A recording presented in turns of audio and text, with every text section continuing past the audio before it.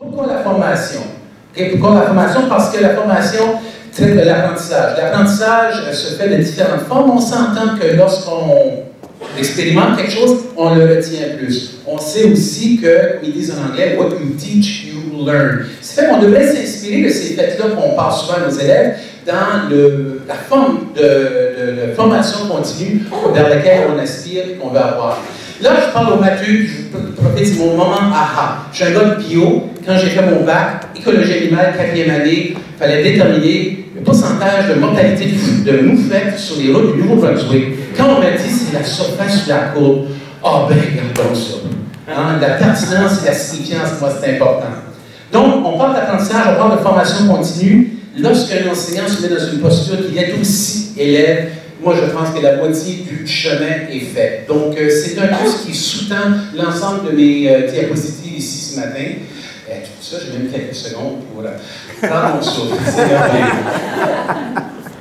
Donc, on est tous des apprenants. Levez la main ceux qui se sont tournés vers YouTube pour apprendre quelque chose. Hein? Comment changer une crevaison de rue? Regardez.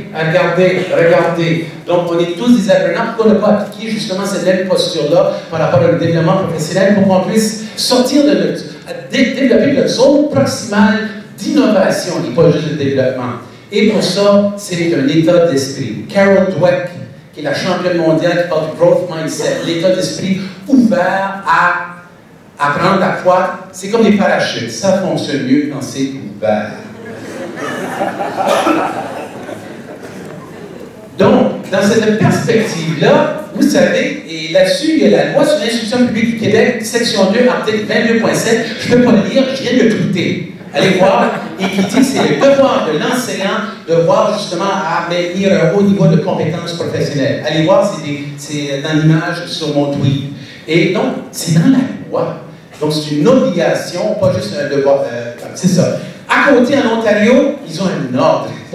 On jase. Un ordre professionnel. Et oui, il y a un code de déontologie. Ça, mais ils ont aussi un cadre de formation de la profession enseignante. C'est sorti en juin 2016. Allez voir ça. C'est drôlement aidant pour un enseignant qui se prend en charge dans son développement. Et aussi, il y a différentes façons d'aller vers ça. Aujourd'hui, dans le monde qu'on vit, l'isolement professionnel, c'est un choix que l'on fait. C'est un choix, il n'y a plus de raison. Donc, fini le temps des silos, créons des passerelles de partout, sortons même de ces silos-là. Et dans cette dimension de socialisation, ça nous ouvre vers toutes sortes d'opportunités d'apprentissage. Ça fait des collaborations en communauté d'apprentissage, des CAP. Ça fait notre réseau d'apprentissage professionnel. Moi, j'ajouterais des des journaux d'apprentissage, des travaux, des voyages, des lectures, des Facebook, et pourquoi pas des méditations d'apprentissage professionnel. Tous les moyens sont bons pour justement être. Ça, c'est ma préférée. Hattie, méta-analyse, corrélation très positive, l'impact de la formation continue des enseignants sur l'apprentissage de vos élèves. Et 0,62. C'est quand même important dans cette valeur-là. Et dans le même lot, ça fait partie de la relation de confiance élève-enseignant, feedback de l'enseignant, programme axé sur la lecture, et hey, stratégie de résolution de problèmes, 0,61. Donc ça a un impact majeur sur l'apprentissage de nos élèves. Donc, John Hattie, Visible Learning, check it out.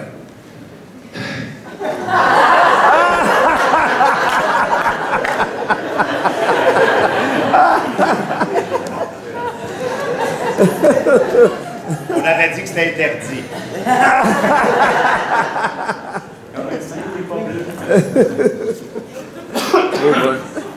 C'est long, pas c'est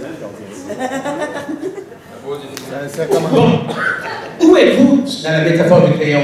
Êtes-vous des leaders? Êtes-vous les affûtés? C'est qui est inspiré par les leaders?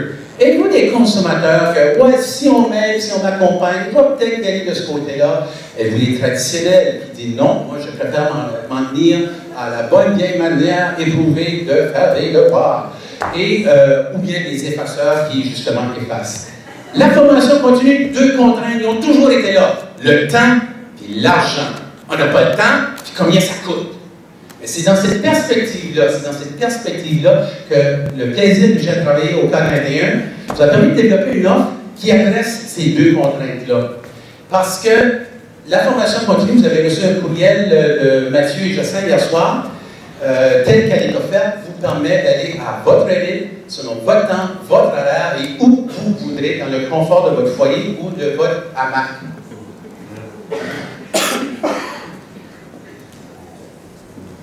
Donc, l'adresse à revenir, K21A, Congrès GRMS 2016. Le courriel que vous avez reçu, qui a ce lien-là, vous permet de vous inscrire pour un accès et c'est eux qui payent.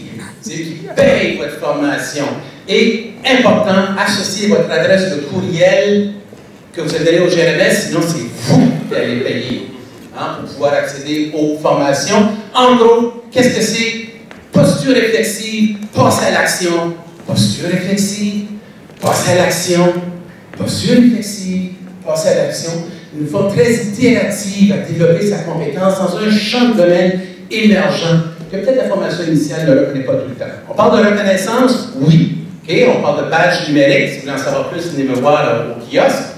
Donc, ça permet une valorisation professionnelle. On est des êtres, ça fait du bien d'être gratifié, de se sentir bien. C'est notre cerveau qui est comme ça. Et ça appelle aussi à un engagement. Donc, un engagement dans l'action qui est reconnu et valorisé. C'est comme me dit mon ami Sylvain Les Hôtels. Il dit, on va dans notre classe voir l'effet de notre formation. Là, c'est la phrase magique de la petite vidéo d'intro. Nos élèves deviennent meilleurs parce qu'on devient meilleur. C'était même pas scripté quand on l'a filmé. Puis quand il a dit ça, yes! Merci, merci. Donc, allez voir la vidéo, allez sur la page d'accueil de CAC 21. Mon appellation pour terminer, c'est lundi matin, comme dans la dernière scène de Nemo, qui a tombé dans la hâte de Sydney, là, qui dit, mais on fait quoi maintenant? Ben, posez-vous la même question. Moi, je vous dis, engage, et vous avez, grâce à votre association, une occasion de formation continue tout à fait exceptionnelle à découvrir à votre rythme. Merci.